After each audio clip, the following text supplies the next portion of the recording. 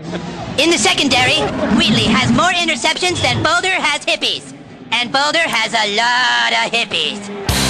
It's true, Boulder does have a lot of hippies, but it also has a lot of football players. Nebraska came into town to take on the Buffs. Kylie, are we gonna see it? It was a freezing day out there. We are gonna see it later in the show, and hopefully the Buffs won't freeze under the pressure. That's good. CU Sports Mags now.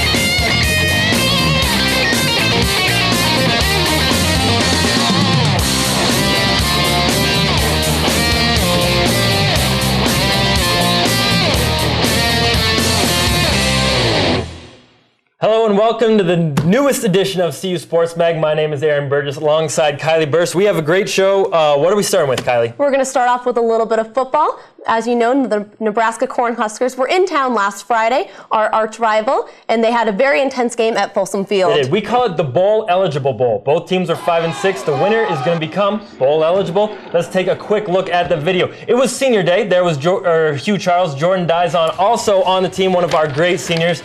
We didn't really want to bother cleaning the ice off the Nebraska benches. It's a bitter rivalry, I know. Joe Gans here for Nebraska, taking it in on his feet near the beginning of the game. This one is for 28 yards. He's taking it into the end zone, putting the game at 7 apiece. But the Buffs will be quick to answer back. As you can see, they wear corn on their heads in Nebraska. Not something we would do in Colorado. Definitely not. First of many comparisons. But here, Cody fakes the pass, running it in himself. Buffs are up now. But again, Nebraska this time is quick to answer back. This was a high-scoring game. Let me warn you. Joe Gans here. Usually quarterbacks throw the football.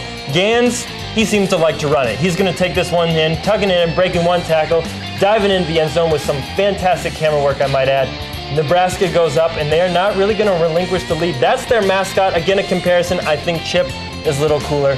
Gans here, he's going to decide to throw the ball. This one to Maurice Purify. He's going to juke or break that one tackle, juke out of another, stumble his way into the end zone. The momentum is clearly on Nebraska's side in the first half, but things were about to change. Governor Bill Ritter was here to watch the action. Kylie, tell me about the second half. Well, the second half started off really strong for the Buffs. Nebraska quarterback Joe Gans sends a pass. Oh, there it goes, 31 yards, and it's intercepted by Jimmy Smith. Go. He takes it down the field, dodging the Nebraska players, and goes in for a touchdown. What a great start off to the second half and senior day. The very next Nebraska possession, Gans falls back, and is he gonna, there, oh, almost, and he throws it. Intercepted by Chappelle Brown. He runs down. Are we gonna have another immediate touchdown for the Buffs? It's looking close. There he goes, running down. And pushed out just before the end zone. I think Joe Gans should stick to running the ball, not throwing. I definitely agree. Nebraska punter. That's Hugh Charles. That's Hugh Charles. Second touchdown on the day. Good job for him. Oh, the Buffs are looking excited. Oh, look how cold it is there. Nebraska punter Dan Tishner gets a face full of Alonzo Barrett. There's a scramble for the ball, and who's going to get it? None other than Jordan Diezon, who had 14 tackles that game. That is why he is a finalist for the Dick Butkus Award. They're all looking very happy. The Buffs are at the goal line, and there's a handoff to Hugh Charles. Runs in for the touchdown. He had a great year, 175 yards and 3 touchdowns on the day. Nebraska fans not looking so happy about that. Oh, this was actually, sadly, Bill Callahan's last game. CU wins the game with a final score of 65-51. After the victory, CU Sports Mag's Phil Milani found out what Coach Hawkins and Buff players had to say following the high-scoring contest. On a cold day out here at Folsom Field, the Buffs were able to turn a halftime deficit into a win. You know, to me, that's probably the biggest thing I'm proud of, is standing in that locker room and seeing those seniors and those leaders on the football team pull those guys back together and come out in the second half and get it going. You know, those guys play their hearts out, and you know, they've been my brothers and my family for the last 4 years, and it's been my pleasure, my honor, you know, playing with them and being a leader with them for these last couple of years. And you know, these guys are fighters. They are fighters, especially on the defense. And the seniors were a big part of today's win, and with this win, they become bowl eligible, something they think they deserve. You know, we beat a good Tech team that'll go to a bowl game. We beat a good Oklahoma team that'll go to a bowl game. We played Missouri that'll go to a bowl game. We played tough against Kansas, who will go to a bowl game.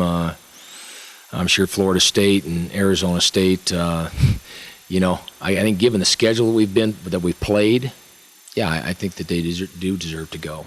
For CU Sports Mag, I'm Phil Milani. Now we're going to take a look at the Big 12 standing. Missouri on top, Kansas below that, and Kansas State, Nebraska, Iowa State following after that. And we're looking at the Big 12 South, Oklahoma on top of that one, then Texas, Oklahoma State, Texas Tech, Texas A&M, Texas having a good year it looks like, and Baylor as well. Now we're going to talk a little bit with some football specialists. Aaron's going to be there talking to them. Take it away. Go ahead. We don't have it. Cut the two. Go to one. Nebraska fans are some of the most devoted fans in college football. And CU Sports Mag's Phil Milani was there before the CU-Nebraska game to talk with a few of them.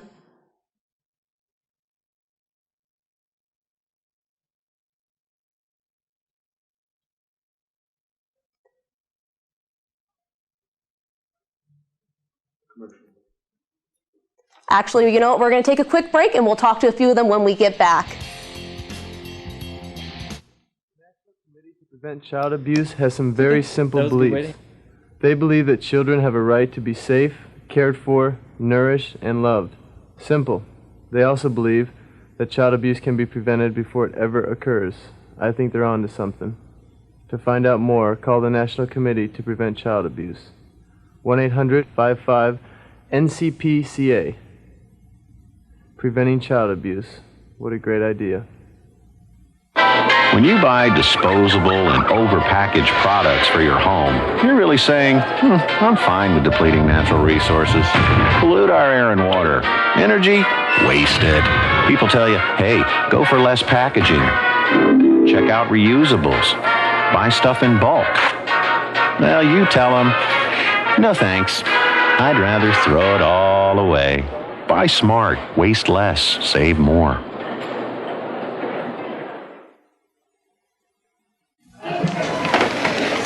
A mi Juan le cuesta mucho hacer la tarea. ¿Cómo puedo ayudar?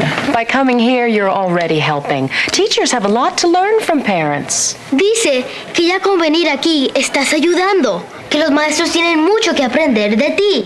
By the way, he's been a little mischievous lately. Dice que me porto requete bien. Juan. Hables inglés o no, debes participar en la educación de tu hijo. Aprende cómo llamando. Chemistry class led me to apologize for our technical difficulties that we just have and are still sort of having. Right now, we're going to take it over to Double Team. Take it away.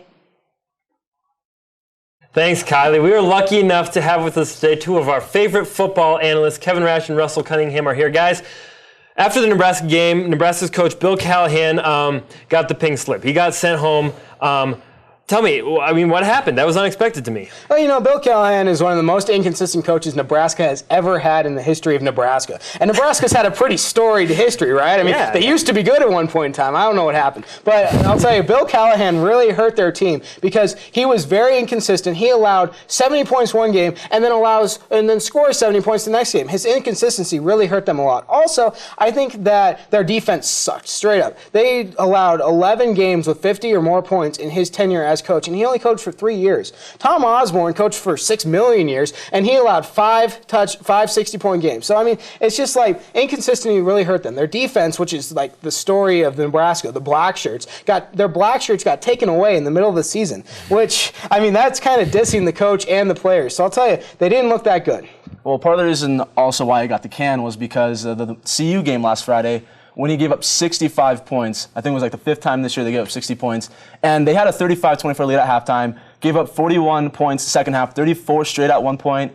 The block punt by Alonzo Barrett, the 2 interceptions, the Jimmy Smith return one for 31 yards, that was key. So I think that had a lot to do with it. I mean, they were 15th in the country coming into the season, had big expectations, and then it just fell apart completely. I mean, the momentum was on Nebraska's side at the beginning of the game, but I mean, CU obviously came back and won. Do you really think that since CU beat Nebraska, that's the main reason why Callahan got fired? I think it's part of the reason. Like I said, 15th in the nation. Like, you can't have a 5-7 season and not get fired after a high expectation of going to a BCS game. So, I don't know. Definitely. I mean, they just didn't look that good. Inconsistency, again, is a factor. I mean, the Jimmy Smith interception, and then all of a sudden, CU goes on a run where they have 2 interceptions, 1 for a touchdown, and a blocked punt. I can tell you what, the morale on the Nebraska sideline after that little stretch of CU dominating was just down on the floor, and there were no coaches yelling at them to get them excited. Nothing really, and Nebraska just felt like it was not good at all, and I didn't think they had the momentum coming out of the game that was good at all. Well, not only was it a rivalry game, it had bowl implications. Both teams were 5-6 going in. Colorado is now 6-6.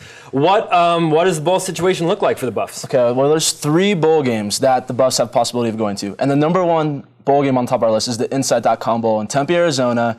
We get to play a Big Ten team, possibly either Purdue, Iowa, Indiana, all those like middle-tier teams in the Big Ten. And that could be a big game for us and push us in the right direction toward next year and getting recruits and stuff like that. So. Another option is the Independence Bowl in Louisiana. There we would be playing an SEC team, which I think would be a great test for CU because the SEC historically just beats each other up, and they're such a tough division. They're really hard-nosed football. They're really fast. They're really athletic. So if a Big 12 team, the CU Buffaloes, could go into there and beat a SEC team, I think that'd be huge. And the last bowl game that they could go to is the Allen Bowl, which is one of the top-tier bowl games.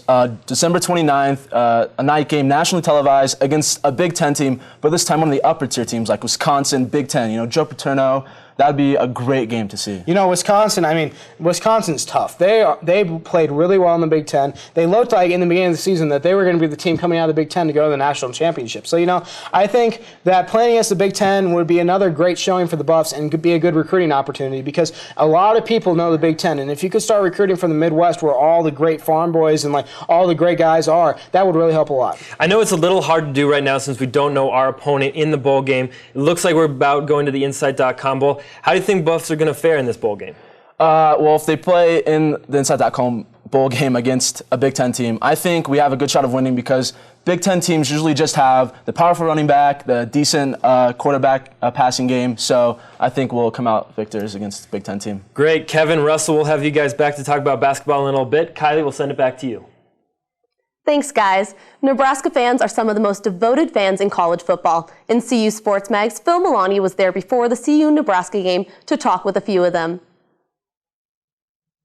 CU versus Nebraska has always been a big rivalry, and that's why all the Nebraska fans are out here today. But I wanted to ask them a few questions before the game. And how come you guys are such big Nebraska fans? They rule. And we have nothing better to do in Nebraska, but we love it. Yeah, go Huskers! Yeah, and then what do you guys think is going to happen in the game today? We're gonna win. Yeah, hopefully it's a good game though. Hopefully it's kind of comes down to the wire, but Nebraska's gonna pull it out because we got Joe Gans. He's the man. Why did you guys decide to make the trip out here today? Well, because my son's on the Nebraska team. So I'm a parent, and Ashley actually is engaged to my son. So we're here to support him and hopefully get a win today. Okay, you think that you guys are going to be able to pull off a victory out here? For sure. For sure. I really think so. Yeah, do you think your son's going to make a difference? Yes. They throw him the ball. And what do you guys think the future of Bill Callahan is in Nebraska? I'm hoping not very damn long, but we'll see. By this time tomorrow, there'll be no future for Bill Callahan. Okay, I'm sure you guys have heard typical Nebraska jokes, here in Colorado. What's your favorite Nebraska joke? I had one that was the N stands for knowledge, and that'd be mine. You guys are wearing a lot of red in Boulder. Have you guys got any harassment from the CU fans yet? Not too bad yet. It'll probably happen, but it's all right. It's college football, so it comes with the territory. Okay. Have you received anything? How come you're wearing a corn on your head? Because it represents what rules. Okay, there were a lot of big red fans out here today, and despite the long drive from Nebraska and the chilly temperatures, it wasn't enough for a victory. CU Sports Mag, Phil Milani. From football to basketball, before CU men's basketball coach Jeff Bizdelic came to Colorado, he coached 2 seasons at the Air Force Academy. He led the Falcons to an NCAA tournament his first year and the NIT Final Four in his second year. On Thursday, Bizdelic went back to his old stomping grounds in Colorado Springs, where his Buffs took on the Falcons. Colorado's Richard Roby scored the first points of the game, and the Buffs never trailed as they beat Air Force 60-50.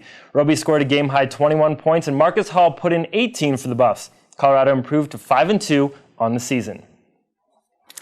Tuesday, the men's basketball team also made a short trip down to tip off against the University of Denver. Marcus Hall led the Buffs in scoring with 18 points, sinking 2 3-pointers, and went 6 for 7 from the free-throw line.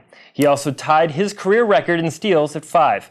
After staying behind for nearly the entire game, Denver couldn't hold on, and the game concluded with a CU victory, 54-44, allowing the fewest amount of points since 2003. Now we join Kevin Rash and Russell Cunningham again to talk men's hoops. Thanks, Aaron. Welcome to Double Team. I'm Kevin Rash. Russell Cunningham here alongside with me. Men's basketball is on the agenda. So, Russ, we should kick this off right now. Definitely. I mean, CU went to DU and beat DU 54-44, which was great to see. They limited DU to 34% shooting, which is great. Their defense was really scrappy. They were really running around there playing great defense. And Hall led the team with 18 points. He's kind of a little more he's not the leader of the team, but, it was good to see him come out and score well. Also, on this road trip, they went down to Colorado Springs and played Air Force. What did you think about that game? Well, Bizdelic, going back to his old school, Air Force, 50-12 there the last 2 seasons, and then traitor-like comes up to Colorado. But yeah, we beat Air Force 60-50. Once again, scratching, crawling our way into the game. Roby finally broke out, 21 points, 7 of 9 shooting. Also, we shot 54% from behind the arc in the second half. Knutson, 2 big threes late. Higgins, 5 assists. We got some diaper dandies on our team now, so... Yeah. Definitely. I mean, that's exciting. Now we're coming back to the Coors Event Center, and we're playing a Pac-10 team in Stanford. And, the Pac-10 top to bottom is a very good division, and Stanford fits right in there as one of the top teams in there. Yeah, Stanford, definitely top 5 of those teams. And top to bottom, like you said, Pac-10 has to be hands down the best conference. You got USC, UCLA, and they play those teams twice a year. But Stanford coming in with Brooke Lopez, Robin Lopez, those brothers, both 7-footers, projected to be top 5 picks, can double figures every game. And Anthony Goods also is their guard, and he can score at will. Definitely. So it's going to be a great test for CU. I really hope they come out with great intensity. Their bigs play well. It's going to be hard to see it. I got an email from Jess Bizdelic saying that he wanted all the student fans he could get at the game, and he's offering free pizza to show up. Having a great attendance at the game has to help the CU's opportunities. Yeah, so we need the fans to start coming out to this game, especially against Stanford. National televised, 6 p.m. this Sunday, so hopefully you guys can check it out, and we'll send it back to the desk. The University of Colorado women's basketball team beat Northern Colorado with a 69-60 victory Wednesday night at the Coors Event Center. The seniors stepped it up as Jackie McFarland scored a game-high 26 points and became the 9th player in team history to reach 1,400 career points. Also, senior Susie Powers had 12 points, dished out 8 assists, and had 7 rebounds. This victory gives Colorado a 3-2 record overall. The University of Colorado women's volleyball team dropped its final match of the season against Missouri. Alex Booth led the Buffs with 13 kills, however, CU only recorded 44 on the night. The Buffs finished the 2007 season with a 6-22 overall record and 1-19 in the Big 12. This marks the first time in CU varsity volleyball history that the Buffs have finished the season with just 6 victories. Now it's time to reveal this week's trivia question. Aaron, what is it? This week's trivia question: after Bill Callahan got fired, there were a bunch of others. How many NCAA coaches got fired or resigned this last week? We will have that answer a little bit later in the show. Coming up after the break, we're going to talk about a sport that we very rarely talk about. It's true. It involves ice and it involves sticks, and I know what you're thinking. It's not curling. Stay with us.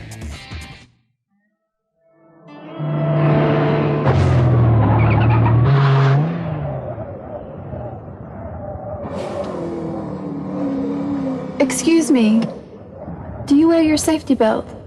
Why, no, I don't wear my safety belt. Thank you.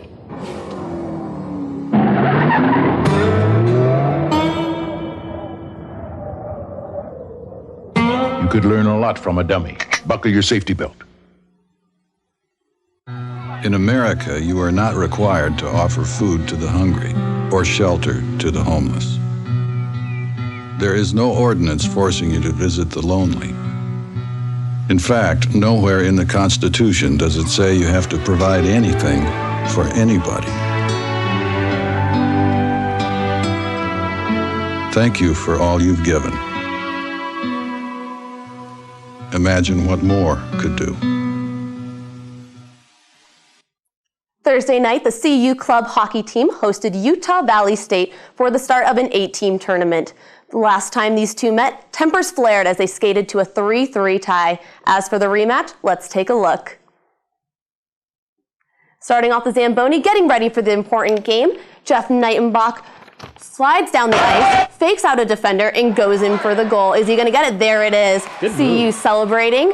Everyone's looking pretty happy. Great start off to a game. That was a good move by him. That was an excellent move. Next up is a quick pass and a goal. Game starting off right for the Buffaloes. Definitely they're celebrating, but Utah Valley is not so happy. He checks one of our players into the goal. He hits his head, but is able to finish the game. Thankfully, Utah gains momentum and sinks the goal off of a quick pass. This is a very intense game, Aaron. Actually, you know what? It gets a little bit physical. Oh my gosh, is this even allowed in college hockey? Actually, it is. Looks like here we're up close and personal. They're scuffling for the puck. And this one turns out to be a little more physical than the last. Turns out in a big brawl between Utah Valley and CU. The refs actually have to break this one up. Oh, look at that one. David Ludwig, feeling the tension, shoves him into the board. And actually, you know what? CU wins this one with a 6-2 victory. It did look like a physical game, and it went a very long time, Kylie. I mean, our cameraman didn't get back until, after midnight, so it was quite a game. Definitely. And you know what? They even had a chance to catch up with the players and coaches after the game.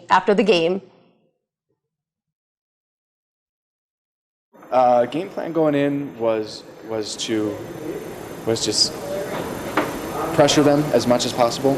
We know they're not as deep of a team as we are, and we accomplished it pretty well. As we kept going, they couldn't keep up with us at all. They couldn't handle our pressure. But as a team, I think they came together and scrapped it out. I think that was a good learning experience for our team because we hadn't had to go through that yet. I think things get rough in a hockey game. That game was a chippy game between the number 1 and number 2 team, and fights happen. That's hockey for you. So. It was a scrappy game. Through all 60 minutes. But in these type of games, you got to keep pushing forward, fight through the battles, and find a way to score. Coming up after the break, we will reveal this week's Athlete of the Week. And we'll also have the answer to the trivia question. Stay with us. Someone once said, we all come into this world alone.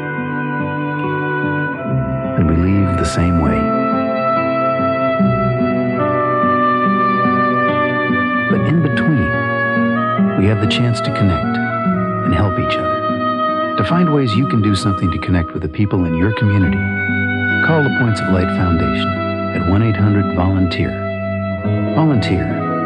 Get connected.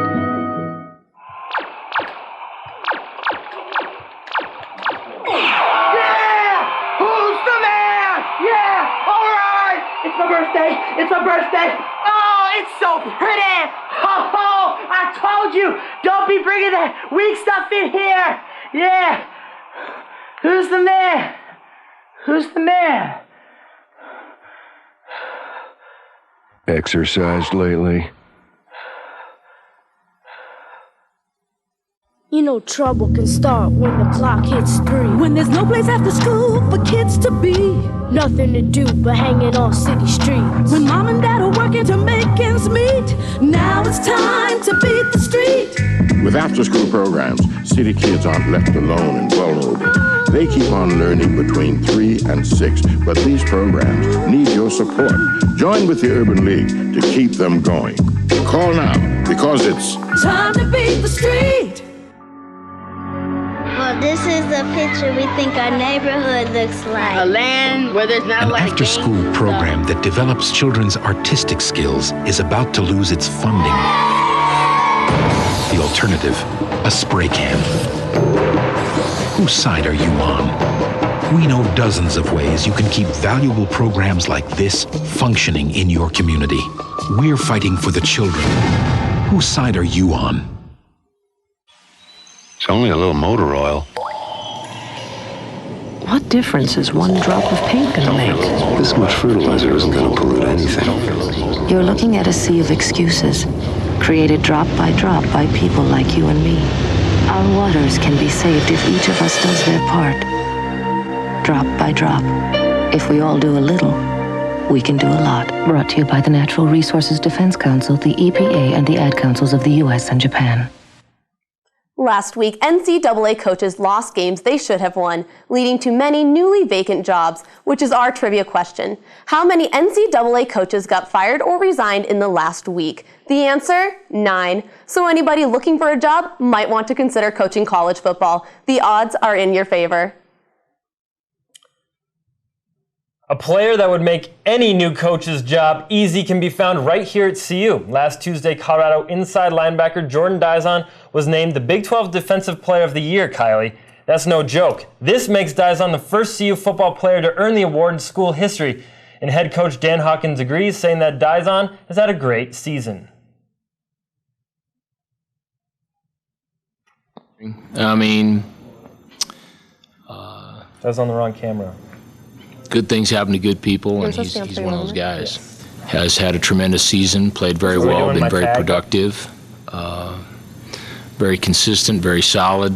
Shows up every day, humble kid, team guy, plays hurt, good leader, solid. Guy's very solid. And should be the butt kiss guy, too, I might add.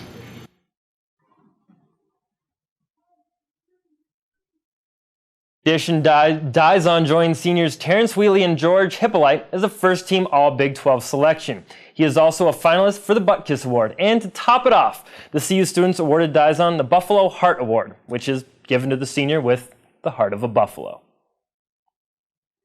And CU inside linebacker Jordan Diezon again went out on a high note in his senior game against Nebraska last week with 18 tackles on the day, 14 of them solo.